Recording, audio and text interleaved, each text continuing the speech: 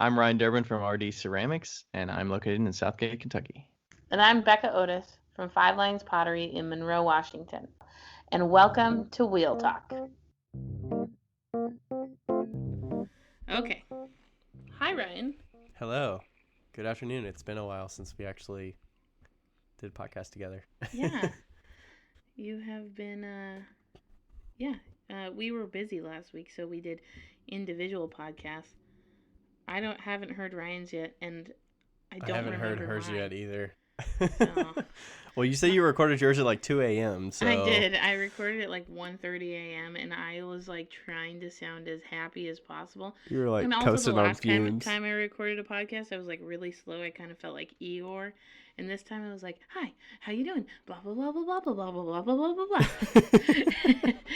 And I was like trying not to say and because when I was pretty conscious of that after you told me that it was hard when you recorded your one solo. I was like, "Ooh, I gotta keep it moving here. Keep talking. Don't get stagnant and have too many pauses." I think that the energy is really what the most good thing about recording solo is. Like, if you have a good energy, I don't really know if it totally matters if you say a lot, but yeah. So anyway, how was your day? So it was good. It was different than a normal day of work because I worked half a day, and then my company pays us 16 hours a year, so 2 full days of work that we can volunteer for wherever. And I'm a remote employee, so I don't usually they do like group team outings throughout the year and have like, okay, this day we're gonna spend the whole day and go volunteer at this food sorting place where they have canned goods or whatever. So I volunteered 4 hours at Baker Hunt where I teach at, because we just got a new clay studio and we were like cleaning up and reorganizing and shifting stuff around. So I did that for 4 hours after lunch today, and I just got back home like 30 minutes ago. That's like a really, really cool thing that your company does. Like, yeah. I've never heard of a company doing that. That's really awesome. Yeah, sweet. So I've basically broken that up into 4 half days that I've worked at Baker Hunt throughout the year. Nice. Which, I mean, I'm there all the time anyways, but it's just like, hey, I'm going to come.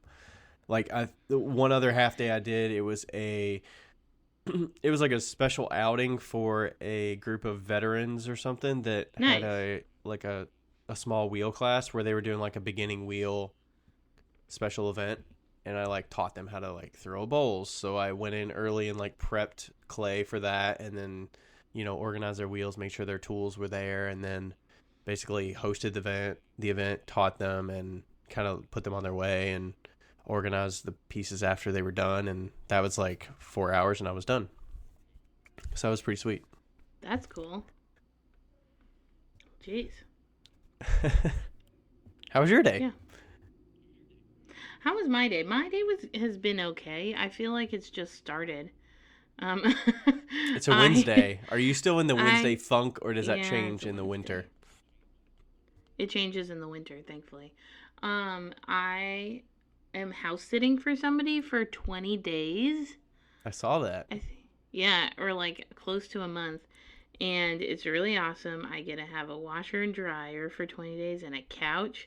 And so last night, all I did was sit on the couch. That's literally it. So wait, if you're there for 20 days, they don't have, it's like a 1-bedroom house or something? They don't have a bed that you can, like a spare bed or anything? Oh, no, I could sleep on the bed, but I just haven't had a couch for a year, so it's kind of awesome. Oh, and their couch is really comfortable. No, they have 2 kids, and so they have beds, lots of beds. Okay. But yeah, I'm watching their animals, and yeah, I'm kind of excited about that. And then, I'm like closing down for Christmas, trying to get all my stuff done.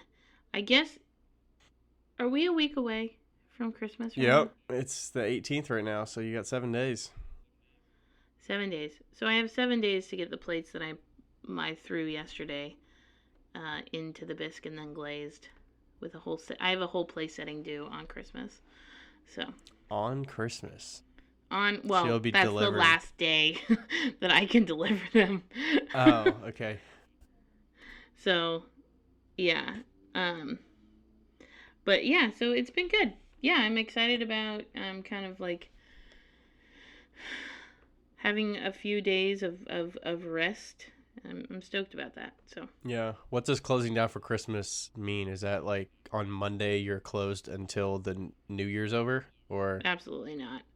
no? Um, no, I'm done with most of my orders that I needed to have done by Christmas, and I am, I only have one order that's due right after, which is due January 8th, and that's 100 mugs for a mug club. So I'm going to get started on that after Christmas. So I feel like now until Christmas Day, I kind of have like really easy days, and I'm really looking forward to it. But the shop is open every day except for Christmas.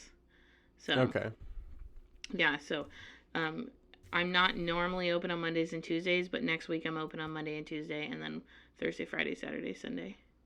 Yeah. Get those last minute shoppers or pay to pot people that are Right. off work and looking for something to do for Yeah, the day. I made like $2,000 last week in sales, so I was like, I think we'll stay open Yeah. this week. And when you say sales at the shop, you're just talking about the pay to pot stuff. Yeah, You it's don't. mostly You're pay to not pot. selling much Yeah. actual work. Yeah. Are you selling any work that's at the shop that's not because it's Christmas time? No, not right now. But I'm in a month-long show, and that ends on the 22nd, and so I will be getting all my back stock, and so then I'll just put a shelf out and have it open Nice. on Monday and Tuesday for people to pick off of and give for gifts. So Sweet. yeah. So Ryan, what are we talking about today? Oh man, why do I gotta say this? So we're talking about, obviously it's wintertime. We're talking about the season of Christmas and New Year's and all that. So we're kind of like, how do you get motivated when it's the winter? There's not a show like next week that you have to get prepped for, or nobody's really pushing you to get in the studio and work throughout these months. And, it's kind of a slow period. So how do you get motivated during the downtime and no one's really pushing you? Right. Me personally, I don't have a show probably until late April. So I'm just May in for me. making mode, and it's not worth it for me personally to do a show before then. So I'd much rather use that time to be making in the studio. Right. I feel like Ryan is really good at this part that we're going to talk about. So let's kind of recap. So like a couple months ago, we did a show talking about how to stay like in until Christmas, and now we're doing it's kind of the same show, but at a different. It's different too, though. Yeah, I think we did a transition from fall to winter. So fall was Yeah. like your shows are over, and now you're getting into winter mode and like coasting into Yeah. finishing up the year strong and stuff like that. And now you're like, okay, we're at the end of the year.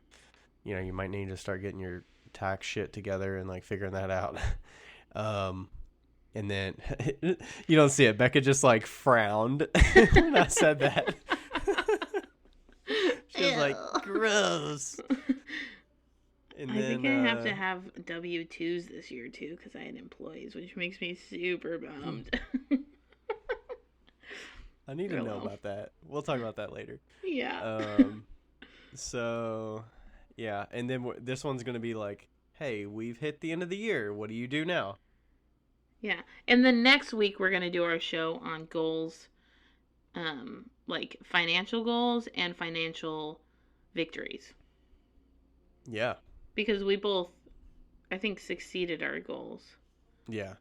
And So. I mean, I don't know how in depth we'll go with that, but I've got some line items that we can talk about. Okay, so yeah, I mean, what's your how does your workflow differ, this time of year once January hits? How does does it change much? I think you're just in the studio making a lot these days, it seems like. Yeah, I feel like, well, especially now at Christmas time, I'm like just making enough to get by, if that makes any sense. So the stuff you're making now is still being sold before Christmas, or like? Yeah. Well, Wow. It's all like custom order. No, I don't do custom orders, but inevitably every year I get dinged with like a few of them that I'm too nice to be like, okay, fine. I'm always like that. Like Like, for instance, there's a super sweet lady, and her mom has, like, I don't know if it's muscular dystrophy or something where she can't hold on to mugs. And so for the past 3 years, I've made her two-handled mugs. They look like trophies. Mm-hmm. and so like I've been working on that this week and I just don't have the heart to tell her no because it's so simple. I just have to add an extra handle. Right. But so it's kind of like that stuff that I'm finishing up right now. It's interesting you say that because there was a customer at my very last show of the year that was feeling my mugs because she had a hand issue with one of her hands that she couldn't grip it all the way or something. Yeah. So she was trying to pick a handle that was big enough to fit all 4 fingers because she didn't have strength in like one of her fingers to grab it all the way. So yeah. I feel those are the kind of orders that make you feel all good inside when you do them and you're like, God, this is such a bitch. And then at the very end, you give them to them and they're so happy. And it's like, you know that it went to something that was like more significant than just a regular mug, you know? Right, because they can't buy a mug with 2 handles on it. No. Unless it's like a child's sippy cup. You're not going to get a mug with 2 handles on it. No, and especially not like a nice handmade mug. Like very few people are going to make you a 2-handled mug. So, yeah. So it's kind of rewarding in that sense. So, okay, so what it looks like for me is I do a lot of mug clubs in the past couple of years. I've done a lot of mug clubs in the winters, like, and by winter I mean January. January months. This year it sounds like I'm doing them a little early. I still have another client that may re-up for a mug club. So I might have 2 this winter, which are big orders, but not that big. And then, but mostly what I try to do is I set large scale goals for myself and I focus more on making in bulk as opposed to making like small things. So, what do you mean by that? Are you saying throw 400 mugs?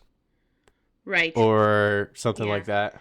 Okay, so like last year, I think it was last year. It was either last year or the year before where I did 707 days. That's nuts. Yeah, 100 a day for 7 days. So I'll do like really short spurts of like really large quantity, and that's what gets me going. It's because then it's like a challenge. It's like, okay, I'm gonna do this. Oh, it was 2 years ago, and then last year, remember, I did 52 a day till May. No, wait, what was it? I remember that. Yeah, it was like I thought it was 34 a day. 34 a day till May. Because it rhymed, yeah. 34 a day till May. Yeah, and so what I did was I wrote out every single piece that I wanted to have for Leavenworth, and then I divided it by how many days were until Leavenworth, and then I just went to town. And every day I made 32 pieces. It lasted for like 2 months, I think.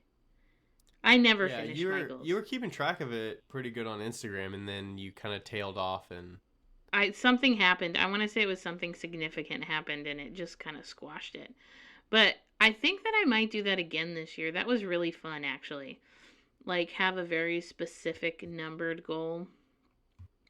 And, I made like... I think with the group of people, like Pot Swap people and other potters that kind of keep you accountable a little bit, they would probably follow it, and they would... I don't know if it would be encouraging to having certain people follow it, or... Yeah. If it would be like somebody on your back. My downfall is that, like, especially on stories, like, I'm not very active on Instagram. I'm not very active on my finished product on Instagram. I feel like so many people know what my work in progress looks like. But nobody actually knows what my stuff looks like after it's fired. Right. So that's kind of my pitfall, is that I like show the progress in the process so much that nobody actually knows what it looks like when it's done. You were showing some mugs there, but I don't know that I've seen a non-mug finished piece since Pot Swap stuff. Yeah. I don't think so. Yeah. It's just Instagram's tough for me. Okay, what about you, Ryan? How do you do it?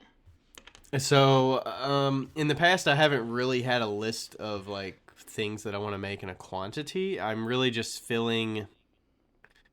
If anybody follows me and knows how I work to fill Bisqueware. Like I backstock Bisqueware like crazy. So that's kind of what I'm shooting for, is to have a certain amount of Bisqueware from just looking on a shelf, like how big of a quantity I have of it, not really like counting off, do I have 100 of these things? Um, so I'm shooting to have, I just started a running list of maybe 12 things that I want to have made, and then I put a random arbitrary number that I think would get me to spring that would give me a good head start. So it might be like have 100 oil bottles done, and that's really like have them bisqued. I don't have to have them glazed and stuff, but um, have a portion of those, and then maybe a good 150 or 200 hanging planters done because of the Codeco stuff from last year. Right. So that's kind of what I'm shooting for, and just kind of whittling that down a little bit. And what's going to drive me to like work on certain things is really just like what buckets of clay that I already have weighed out. If I have buckets of clay that are 1.5 pounds, then I can make large mugs out of that. I can make oil bottles out of that, or I can make bowls out of that. Mm-hmm. So I just kind of pick and choose what I want to throw. I kind of get bored if I throw the same thing. Like if I had if I had 3 buckets of 1.5 pounds, I would not choose to throw all oil bottles until those buckets are empty, because that would just be so tasking. I'd rather knock them out like 30 at a time than knock out 100. That is, it's so funny how we're totally opposite on that. I'm like, give me 100 and let me throw 100. I love that. I love it, especially if nobody talks to me during the entire process. I love it. I think it's because I can handle some of the bottles. I just like run my thumb on the bottom and just clean it. Some of them I have to like undercut and do the like faceted bottom on. So if I see, and also it's limiting if I don't have enough space in like a damp box. Oil bottles don't store in a damp box very well because of their shape. You can't stack them. So that's also a reason that I'll choose other forms too, based on what I can fit in my 3 damp boxes. So that's kind of what I'm shooting for. And then like the planters, I just throw them, cut them off, and set them on a board. And then when they firm up, I just put a hole in the bottom and thumb off the bottom, and they're done. So why don't you just put the hole in the bottom while you're throwing them? Because I cut them off the wheel and take them off the wheel. I think it would bow the inside of it. I cut the hole. The hole is like 1/4 of an inch. It's not very big. I think it'd be fine. You should try it. I'll try it. Oh, I have an idea. Try cutting it off, and then putting the hole in with the pointy tool, the pointy wood tool, and then moving it. See if that would work. Oh, okay. Like picking it up off of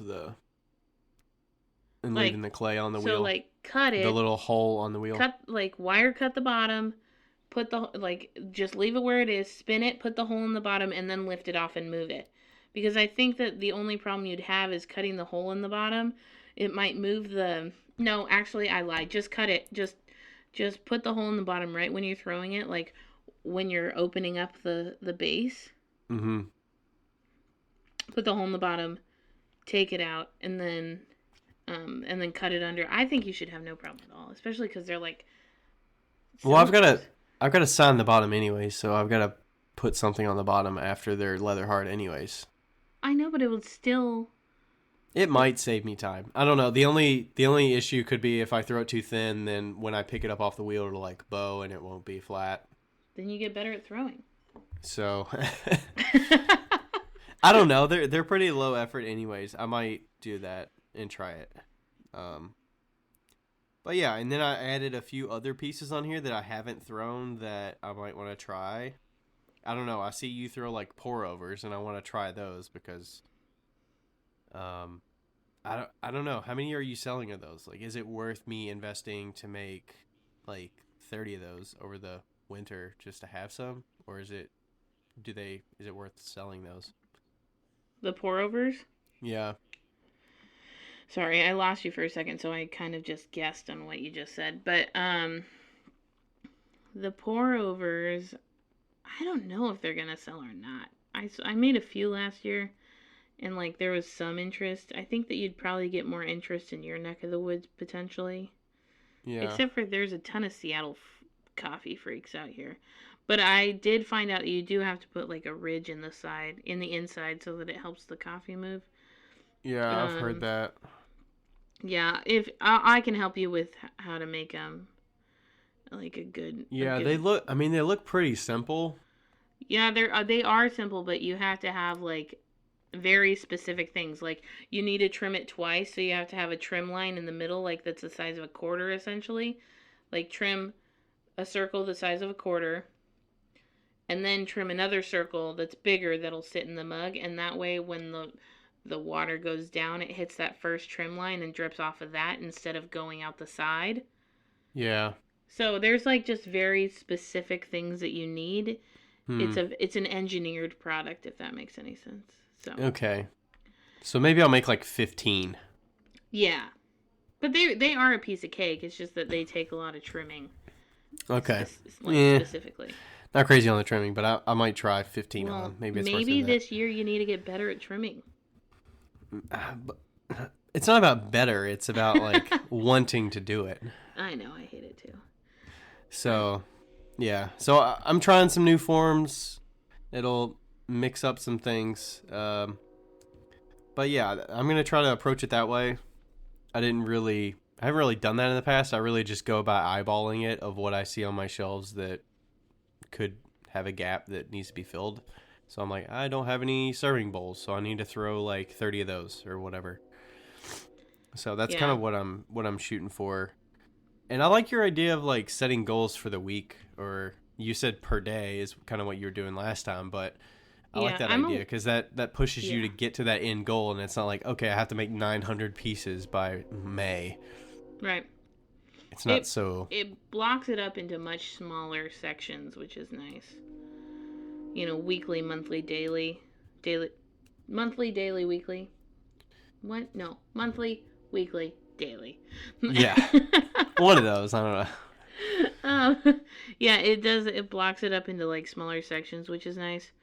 Yeah, the thing about it is though that I feel like maybe there needs to be some sort of a reward for hitting, like some sort of internal reward for hitting a monthly, like let's say I need to make 4,000 mugs by May 1st.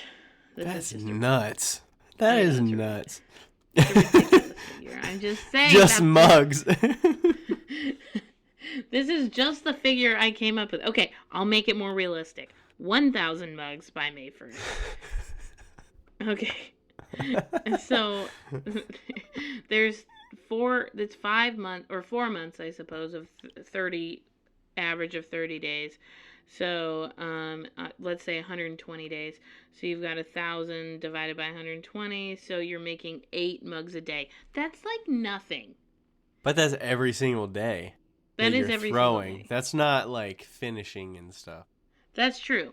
But I find, so yeah, here's the thing about the whole 43 a day till May situation is that it's actually not 43 a day. It's 126 a day till May. So if you count glazing in that. So it's 43 making, 43 trimming, and like finishing off from the day before, and 43 glazing. Yeah.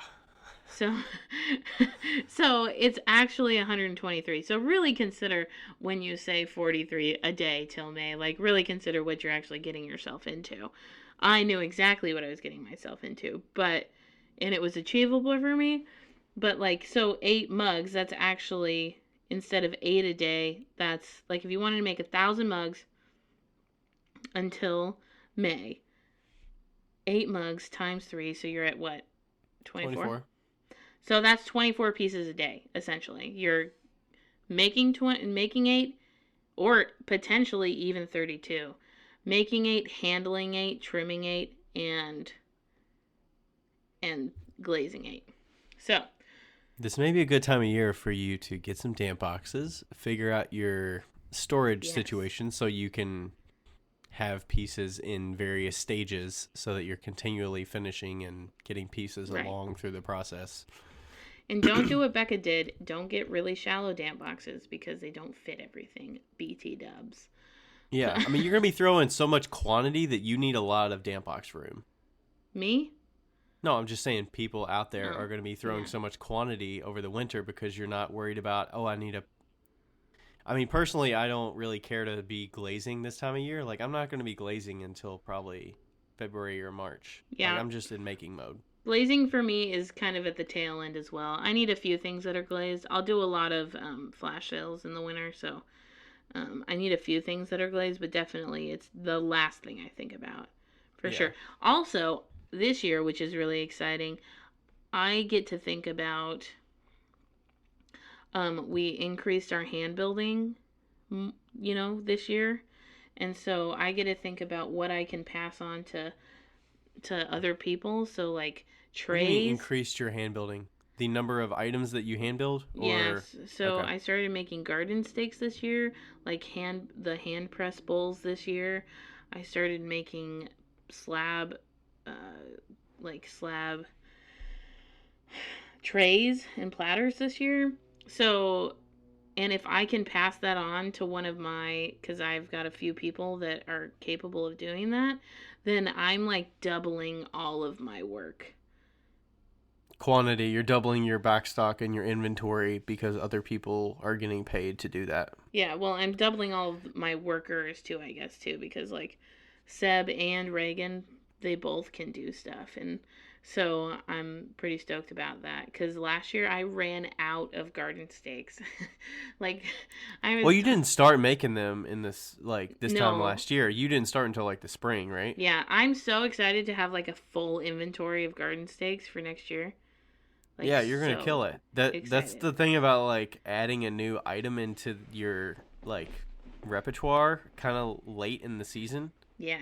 Like start making things in spring is not you're not gonna keep up with that No. unless you price them higher or something to where you can slow the demand of or slow the demand of them so they don't move as Right. quickly. But like the bottles, I was barely keeping up with bottles, and that's because I added them in like spring. Totally. And I think that doing the bottles would be fun too. I still haven't used your like the pour spout lids. Mm-hmm. And so I just got some more in the mail yesterday. I just got 200 in the mail. yeah, I want to try and use those and I want to see how they sell. Because I think you're getting really good success with them. I would like to see if I can do the same. But yeah, and also what I reserve for the winter is to develop new products. I think you kind of mentioned that before, but it's extremely important that you like don't just stay stagnant in what you're doing. That you're developing new things and you're like trying out new things. Like last year I started making jewelry and that was huge this year. Like it was really fun this year. And then this year I want to figure out how to make sprig molds. That's my plan. Nice. So yeah, I just Mark King, he makes those sprig mold ornaments, and it'd be really fun to make those next year, especially for Paint-A-Pot. So yeah, I'm trying to see. That's why I added like pour overs to my list, and I added berry bowls on here. I wanted to make like 15 berry bowls. I feel like they don't have to be as complicated as people make them, but just do. I don't know. Okay, do one just berry gonna put, bowl a week or something. Okay. I'm gonna do big bowls. I need to do like one. I need to big do some bigger bowl. bowls too. Like, are you talking like 12-pound bowls? Or are you talking like bigger than that? No, I'm not. I'm not even. Like 8 pounds. I'm talking like 3-pound salad bowls, like big salad bowls, and like. Oh, that's it. Yeah, but like for some reason that just gets pushed to the side. But those are like some of my best-selling bowls. Like they're like 9 inches. Yeah. Or 8 those inches. Those are. Yeah, I make like 4-pound bowls, and they sell for about $50. whenever I take those to my consignment shops, like those are the first thing that sell. Like I need to make a lot of those and I need to have like 30 of them or something, so I can just give, hey, this shop you can have like 6 of them, and then this shop you can have like 6. Like those are money makers for me. If I can keep them stocked, then they will sell. For some reason, I don't know. At these 2 shops specifically, they always sell. So. Yeah, I think that's something we both can work on, is having those big bowls on hand. Yeah. Well, I just brought one home and it was like broken or whatever from the last show. They're so easy to break because they take up so much space, and you're like, okay, I can stack like 4 of these in there, because like when you put them in a tote, you're like, okay, these got to stack inside each other, and then they're so bulky. You load them in and out of multiple shows, and you're like, damn, these things, like, I just want to get rid of some of them. I know. But yeah. So the oil bottles, I sold 65 oil bottles this year. Wow. Yeah, and those were like $32 a pop. What's the math on that? Here, gross, a little over 2,000. Really? Yeah, and then I discounted them. They're discounted if you buy 2 of them. They're 60 instead of 32 each. Yeah. So they save $4 for 2 of them. So yeah, sold a lot of those. That's why I want to meet the demand. If you know there's something that's in demand that you're willing to make more of, hey, make some over the winter. Yeah, I'm gonna make mise en place. Well, Reagan is gonna make mise en place bowls until her hands fall off this winter. So I was just talking to my assistant yesterday because we were trying to figure out. Well, first we're kind of figuring out through the rest of the year. I think they may come over like right after the new year or something, but trying to figure out what tasks I want them to be doing over the next coming weeks and stuff, because like Alex normally mixes glazes for me. My glazes are pretty mixed up. Like I don't really have a need to make new ones. Get on the mise en place train. Get on the mise en place train. I don't have a slab roller. That's okay. Buy yourself one for Christmas. I don't want to. I just bought a new 10x10 tent from that's a Euromax. Those are pretty good. I want to say Euromax Premium or something like that. There's a guy that's in the clay group with me that got one, and I helped him pack up at the end of one day, and it was like so sweet how they pack up. And the legs are like hexagonal. Yep. They're nice, yeah. It was like $230 or something like that at Costco. Nice. But it's got like walls with it and everything. Good. So should be pretty sweet.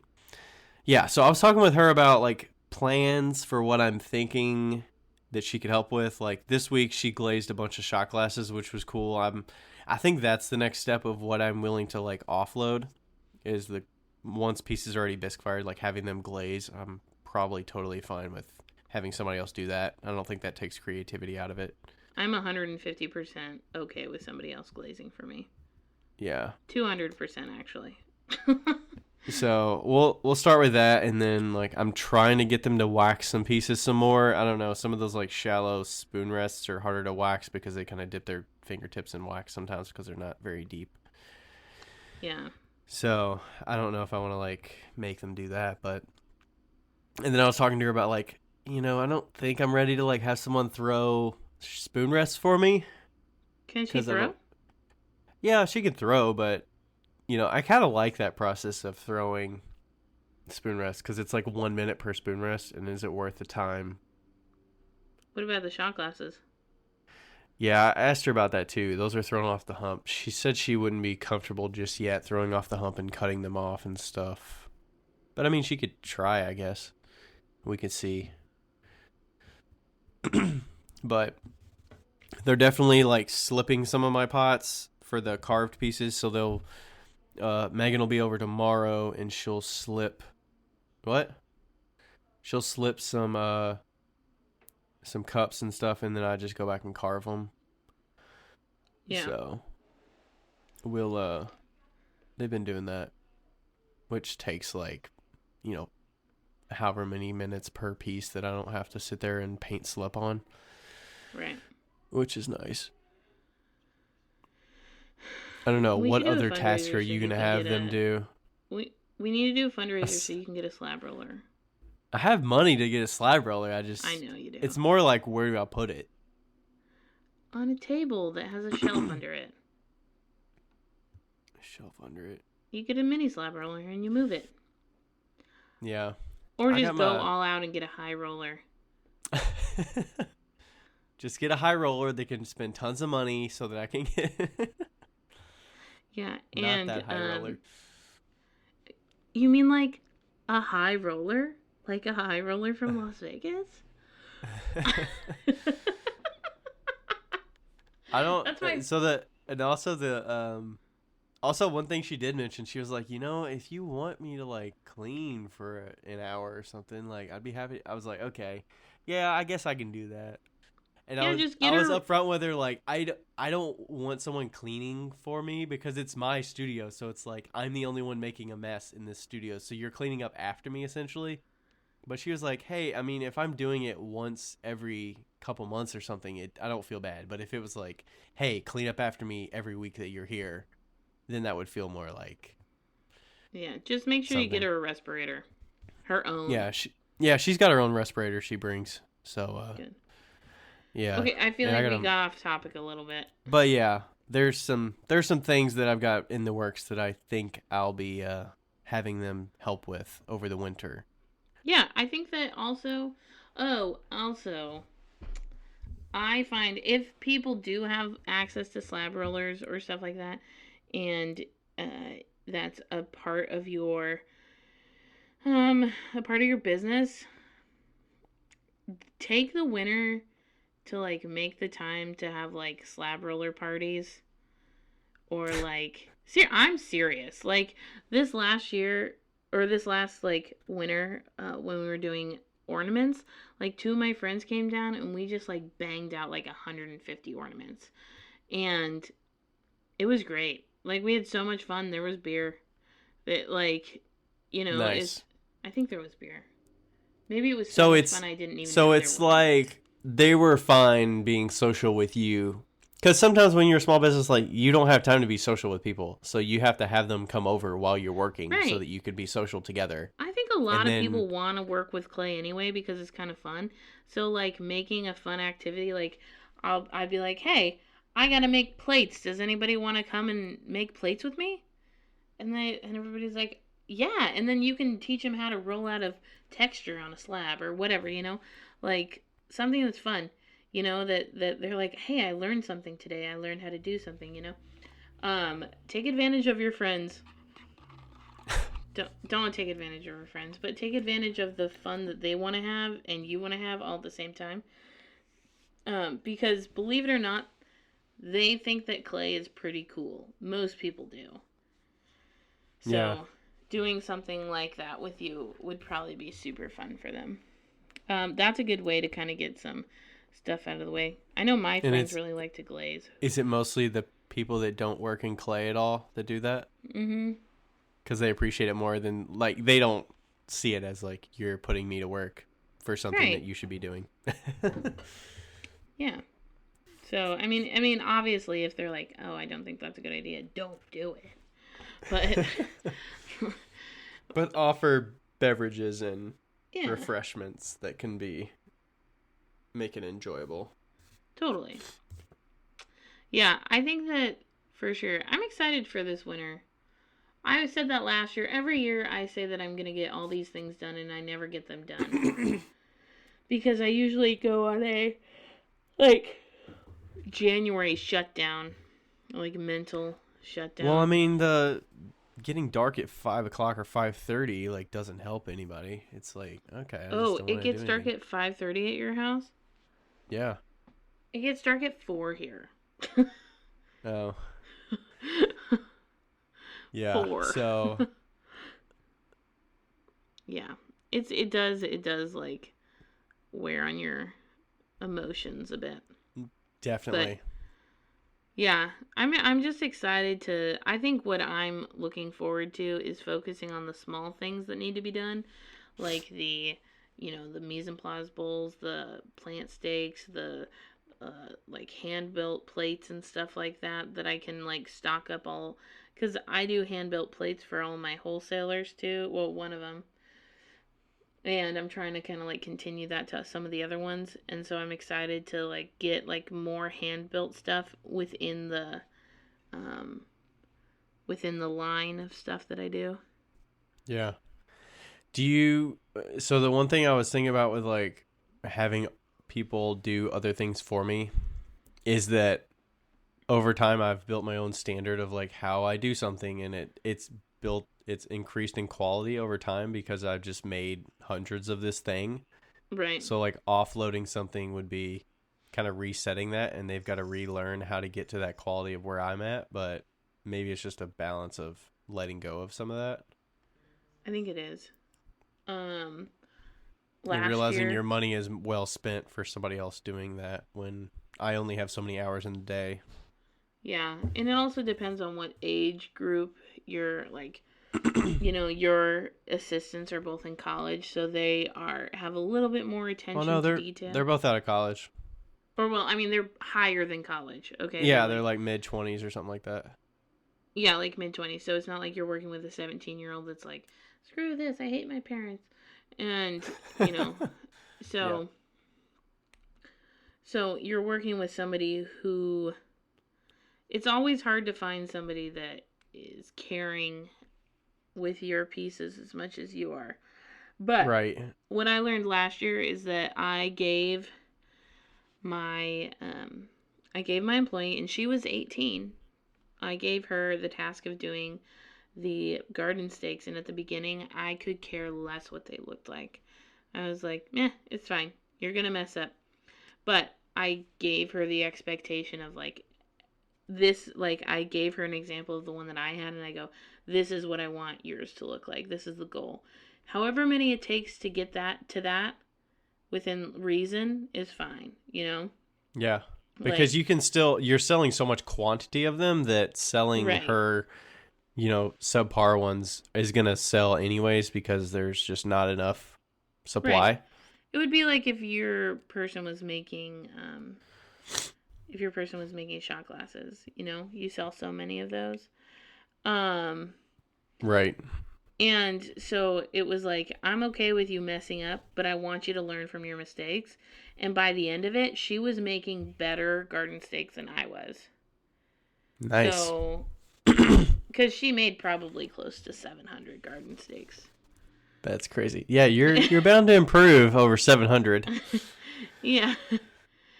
Yeah, but I think quantity is really where it's at. Like, if you really want somebody to do good, you give them a quantity amount and say, I want you, this is your end goal.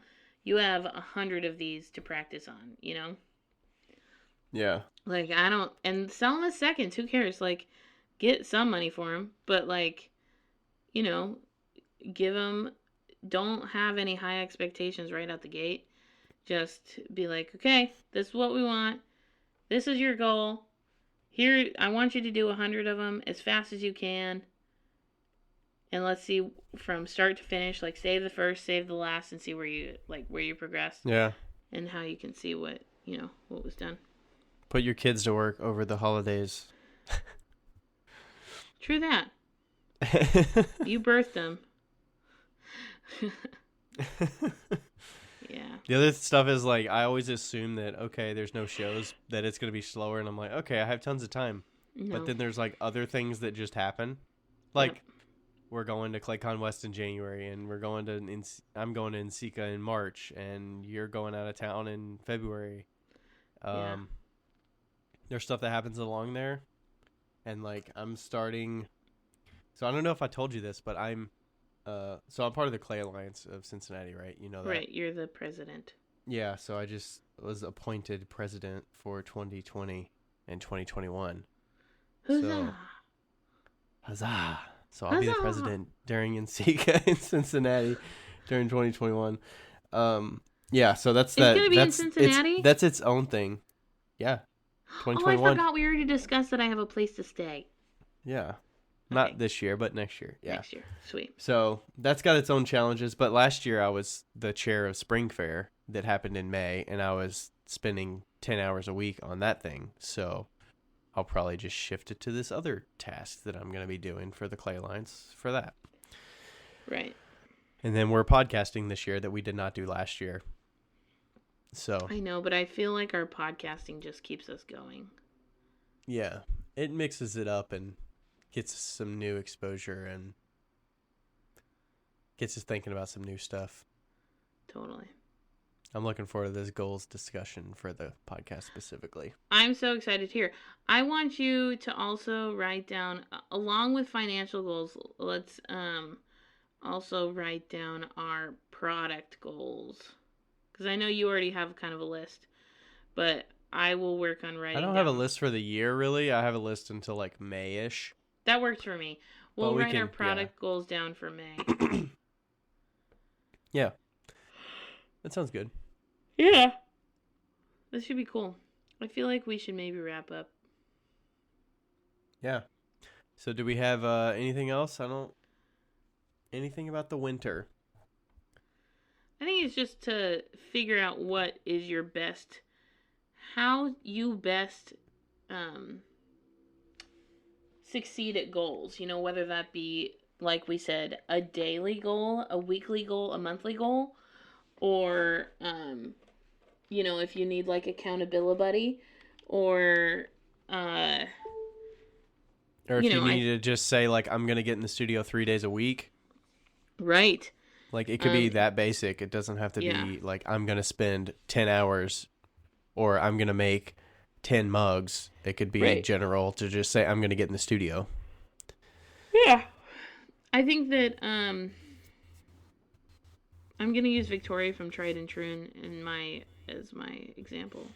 We were kind of talking, and I think it's so cool that she's, like, progressed all... she's, like, on this track to progress into full-time ceramics and pottery, and that's Tried and True, Truhn. And I was thinking about her and, like, how exciting it must be to, like, be in 1.5 years of, like, doing pottery full-time, and, like the potential that could happen. Like, we just talked about selling, like, making 1,000 mugs before May, and that was, 8 mugs a day? Yeah. 8 mugs times, let's say that your base cost for a mug is $30. That's, if you do 8 times 30, that's 240 mugs a day, and... $240 in mugs. That's what I meant. Yeah. If you actually succeeded with that goal and made 1,000 mugs and sold 1,000 mugs, if you did it, and you did it every single day... 30,000. What? 30,000. 28,800. Yeah. 28,800. Wait, how's it 28,800? Isn't it 1,000 times 30? No. Yeah, 1,000 mugs. You said 1,000 mugs times $30 a mug. Yeah, well, that's a good point. I did the math wrong. 30,000. I think I don't even know if I had the actual math. Oh, you know why? Because it rounded it up and down when I did when I got to, like, the 8 mugs. So yeah, that's a lot of potential for sales there. Yeah, and if you just break it down. Yeah. So, Victoria, this is what I'm telling you. You can do it. Yeah. And you gotta, like, for me, I would look at numbers of what items sold the previous year, whether it's quantity or money-wise. You know, look at where your money came from the most and, like, maybe put some effort to making more of that thing. So you can have more backstock or make another variation of that thing. Like, I have people constantly say, like, I need a large mug that can fit all 4 fingers in or around the handle, which I think is kind of ridiculous, but... You know, some people are stubborn like that, and they say your mugs are never big enough. But so I'm like, I need to make bigger mugs. Like, I don't think they care that it would be $34 for that mug for a basic mug that's big enough. So I'm like, hey, I'm gonna backstock some of those, and I could probably increase my mug sales by a lot because of these people that need really big mugs. Right.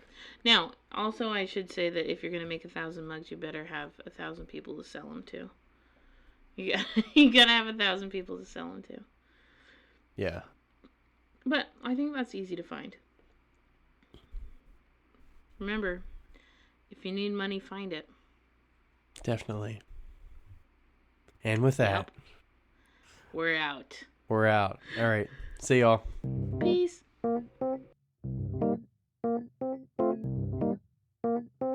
Hey guys, thank you so much for listening to the podcast. I hope that you enjoyed it. If you want to follow me or Ryan, you can follow us on our Instagrams. My Instagram is 5 Lines Pottery Studio. It's the number 5. And his Instagram is at RD Ceramics. That's R as in Ryan, D as in Durban, Ceramics. And we would love for you to follow us, but we would also love it if you gave us a review on whichever platform that you're listening on, and if you tell your friends. We really enjoy doing this, and we hope that we can do it some more and have some great conversations. Thanks!